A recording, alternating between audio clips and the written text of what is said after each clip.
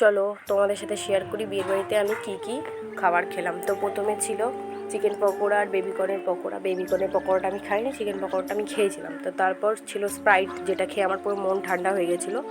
তো তারপর আমি কফি খাইনি, কফি বাবা খেয়েছিল, তো আমি ভিডিওটা করেছিলাম। তো কফি খেয়ে চলে গেছিলাম মেন কোর্সে ছিল নানপুরি আর কাবলি ছোলার তরকারি, যেটা হয়েছিল পনির দিয়ে, পুরো খেতে ওয়াও হয়েছিল।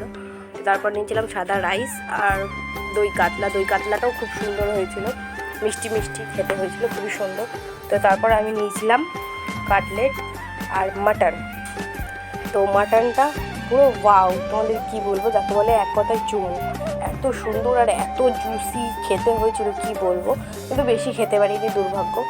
মানে জলটা এত খেয়েছি যে আর তারপরে খেতেই পারিনি। তো মাটন 2 পিস নিয়েছিলাম আমি। তো মাটনটা খেয়ে নেওয়ার পর আমি হাত ধুয়ে নিয়েছিলাম। তারপর আমি চাটনি পাঁপড় না পুরোটাই স্কিপ করে গেছিলাম, ডাইরেক্ট মিষ্টিতে চলে গেছিলাম। মিষ্টিতে ছিল রসগোল্লা, একটা সন্দেশ আর আইসক্রিম আর পান। তো যদি ভিডিওটা ভালো লাগে অবশ্যই লাইক অ্যান্ড সাবস্ক্রাইব করতে ভুলবেন না। বাই।